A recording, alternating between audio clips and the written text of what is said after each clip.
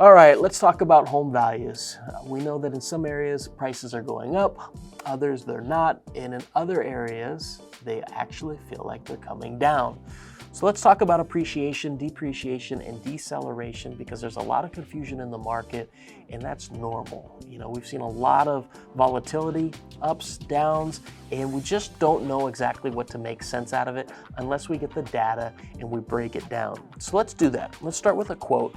And this quote is from Mark Zandi, who's a chief economist with Moody's Analytics. And he says that he doesn't think national housing prices are going to come down in a major, meaningful way. But he does think that some areas across the country will experience price declines. So let's break that down a little bit. And I know that hits close to home for a lot of us here in the Bay Area because we were in one of the hottest markets that we've ever seen right here in Contra Costa County.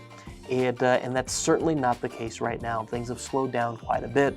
We're seeing more inventory, aka more houses on the market. They're staying on the market longer. It's not as competitive. We've seen demand decline, and we've seen price reductions across the board on almost 60% of all of the listings out there. And that certainly feels like we're losing value. And I guess in a sense we are, right? If you think that you're asking $1.2 million and you're settling in at 1.1, you could make a reasonable case that you lost $100,000, especially when you see comparables of homes that have sold in the last 3 to 4 months at a much higher price.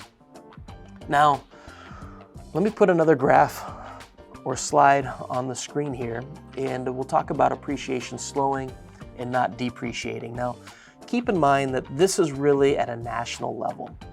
In January, the start of this year, we saw appreciation rates at 19.1%, and then it increased into March, decreased a little, but still at 20 into April, went back up in May at 20.2, and then it started to come back down, right? So that difference between the high in March at 20.9 and the low in July, and it's probably even lower in August and September, that's almost 5 to 6%. That is a real number when you look at housing prices. If you've got a $500,000 house and you lost 5%, that's a $25,000 price reduction. At $1 million, it's even more, it's $50,000. So that really feels like you lost money. And if you were to have sold at the height of the market compared to selling today, then that is absolutely the case. But we want to be very clear in letting you know that that's not depreciation. Your house is not losing value. That's a correction. That's stabilization. And in some areas, it's going to be more extreme than others, just like the appreciation rate in some areas was more extreme than others as well. Here's another quote from CoreLogic, and they say that annual home price growth slowed for the third consecutive month in July, but remained elevated at 15.8%.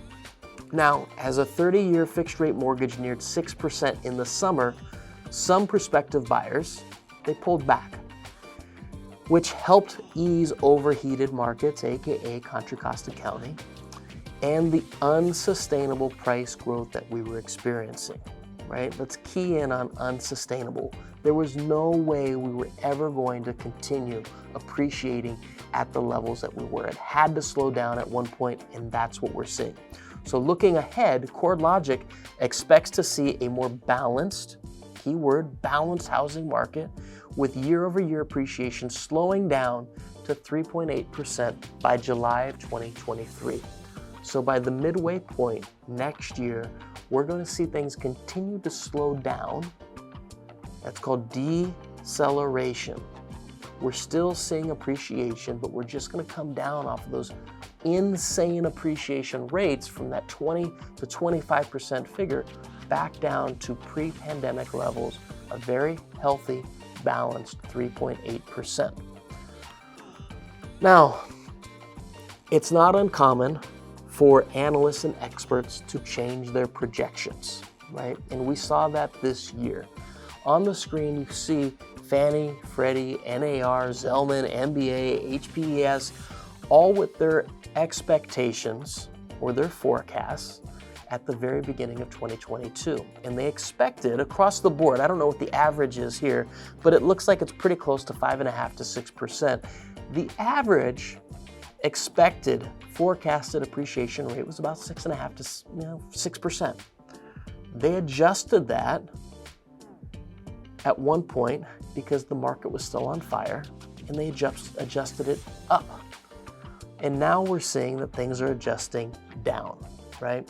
This is the home price forecast for 2022 as we start to move forward, and it's really being impacted greatly by inventory and demand, right? So let's talk about demand a little bit. Demand is how many buyers are in the market looking to purchase a home. When rates are low, demand is high. As rates start to go up, demand is going to weaken, and that's what we've seen. In another video, we talked about mortgage rates going from 3.22% upwards north of 6%. That has a huge effect to the affordability for that prospective buyer. As their rate goes up, their payment goes up, and as that goes up, affordability comes down. So we've seen demand weaken quite a bit over the last 6 months. With that said, we've also seen inventory levels increase quite a bit. And this graph that you see on the screen right now is talking about inventory being still at a historically low level, but when we compare it to the same week last year, 2021, there's 26.3% more inventory today than there was the same time last year. So you combine that higher inventory level with weaker demand, and you're going to see a drastic shift in the market. The good news is that's temporary. When we look at inventory over the last few years and we compare today's inventory to the same week in 2020, we actually have less inventory now than we did then. And if we look back a year further, back in 2019, we have drastically less inventory today than we did in the same week of 2019. So this is a game of supply and demand. When we talked about mortgage rates stabilizing in the last video, we expect that to occur late Q4 of 2022 and then starting to dip down into the coming months of 2023. That's going to encourage buyers who are currently on the fence, waiting for the next shoe to drop, to come back into the market. As that comes back into the market and as we see less and less inventory, we're going to start to see a more balanced market and get to those levels that the experts predict, which is at 3.8% appreciation into the midway point of next year. So all of that gets us to the affordability question, which is really the next video that we're going to release. We're going to touch on all of the things that really affect the affordability for the person that's going to be buying your home. So check out that video. If you have any questions, comments, be sure to get a hold of me. I'm Ryan Evanson with E3 Realty, and this is your September update.